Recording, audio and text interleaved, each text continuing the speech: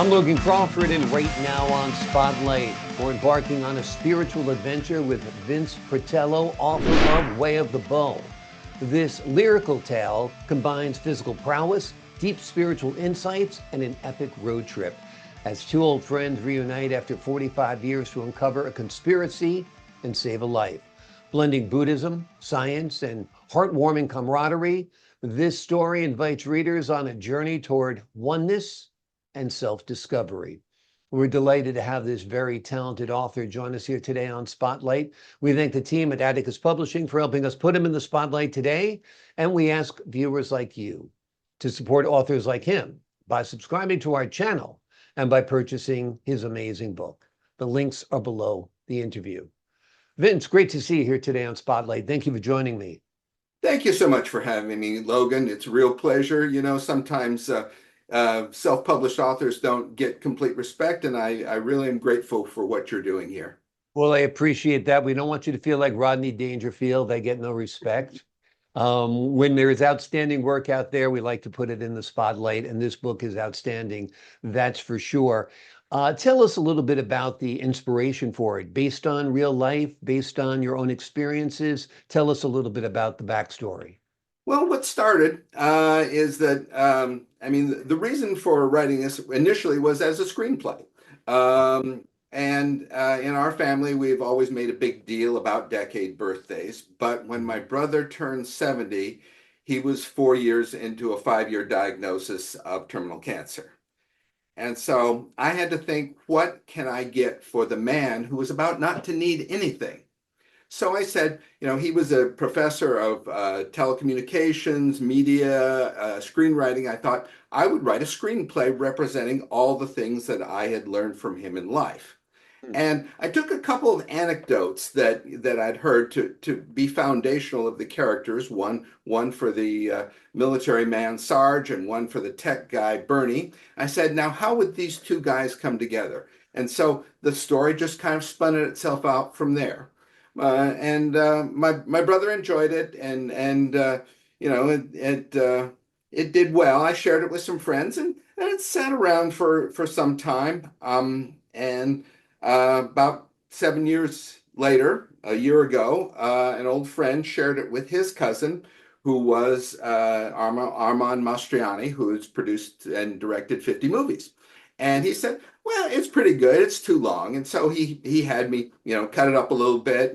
And finally he said, this is really good, but I don't have a way to put it in anybody's hands. So why don't you turn it into a book, and that will make it taken seriously. I never thought of myself as an author, but I have had a friend who has published 7 books, and she mentored me, and it came out.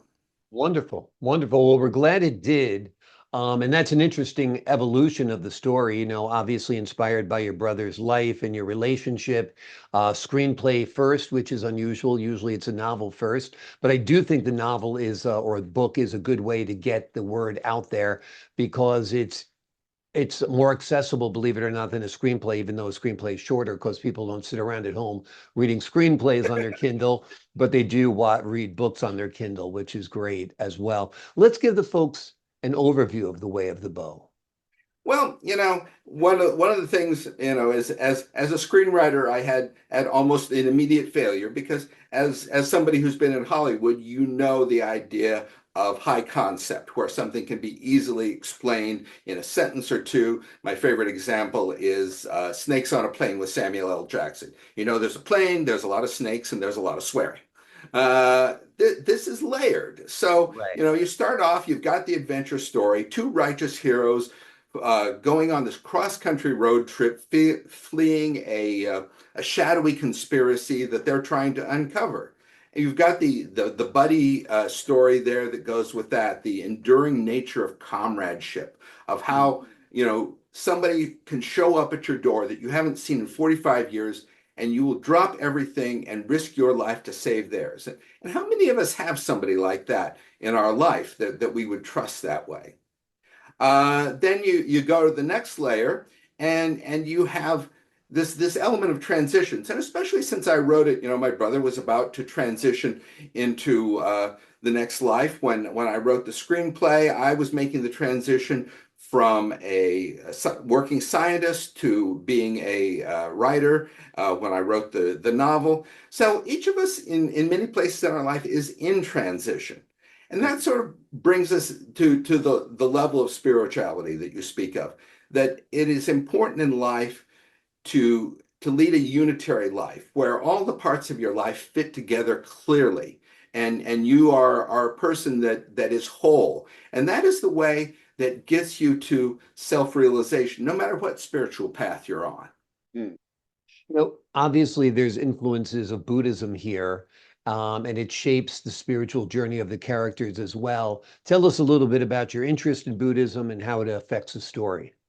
Well, my brother was a Buddhist, and so that this, not strictly speaking, but in the global sense of things. Sure. And I personally have studied yoga extensively, which actually Buddhism, Buddha was originally a yogi, so there's a lot of common roots there.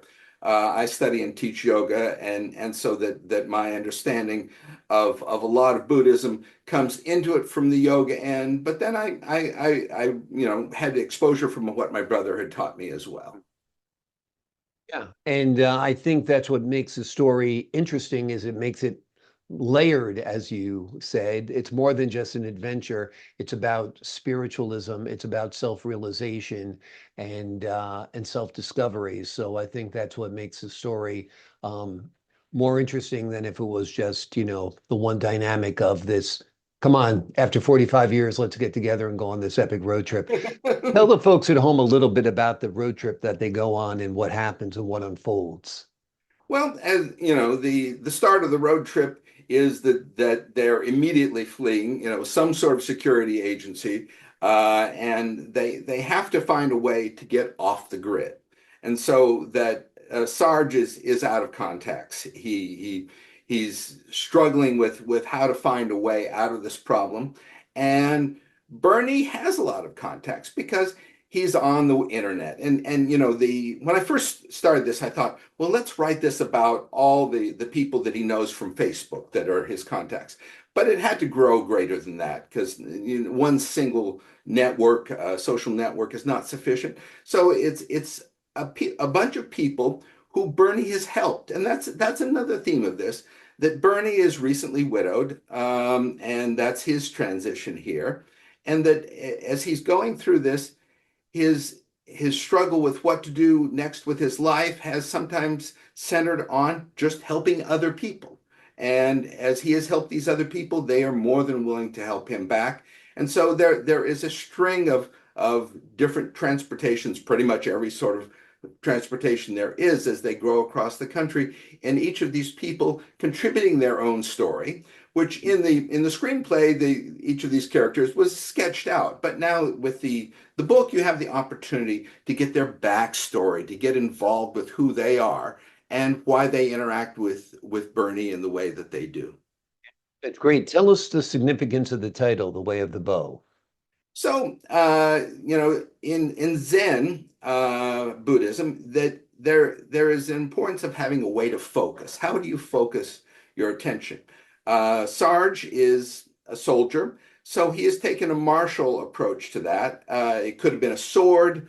On the other hand, it could have been something like flower arranging for somebody else. It didn't seem really like him. But the bow is less adversarial than the sword. So it's a way that he can focus himself on his goals, his quest, by having this ability to go out and shoot his bow. But it also then really is something at which he's become extremely accomplished. Exactly. What was it like switching from being a scientist to a novelist? Different sides of the brain, same sides of the brain in some cases. Tell us about that. Now, my feeling about life is that specialization is for animals. Humans do best when they're generalists. When I was in actually elementary school, we had a test they called the Cooter Preference Test that told you not so much what you were good at, but what you like to do. And I came out almost even between being a scientist and creative writing. Now, Now, as a scientist, you do a lot of writing. I've written technical papers, patents, quality documents, any number of things. My wife and I together wrote a book on yoga breathing that we've never gotten published, but it was still an interesting experience. I write and give sermons in church. So there's a lot of writing in my background. So becoming a writer really has been something that I've done over time. Wonderful, wonderful. And do you have more novels up your sleeve? You thinking about putting anything else out there? Well, I had another novel that I'd sort of thought about, and it was sort of in my head. And then one day I was walking the dogs, and I get my best ideas when I'm walking my dogs. And all of a sudden, the plot of the entire plot of the sequel to Way of the Bow came into my head. So I finished the first draft of that on Friday. Great. Okay, so we got a sequel to this book in the making. That's good news for our viewers out there who've already read the book and those who want to read the book after hearing this interview. And of course, you would love to see this come full circle. It started out as a screenplay, became a novel. Be great to be a screenplay again, and then on the big screen, I assume, right? Yes, if I had a dream combination, I might say this could star somebody like Tom Hanks and Denzel Washington. I love their work together in Philadelphia. They're the right age. They're good friends. That's a But great that would be in my dreams. That'd be a great duo, yeah. From your dreams to God's ear to Chris Nolan's ear. You never know. Yeah, it'd be great. Well, the work is out there, so you never know whose hands it's going to wind up in. That's what I like to say, and that's the beauty of writing a novel. And you've got the screenplay ready to go. The name of the book is Way of the Bow. It is a lyrical tale that combines physical prowess, deep spiritual insights, and an epic road trip as two old friends get together after decades to uncover a conspiracy and save a life. It's a great trip. It's a great adventure.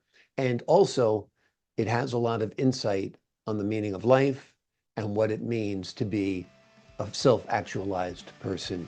Vince, thank you so much for joining us here today on Spotlight.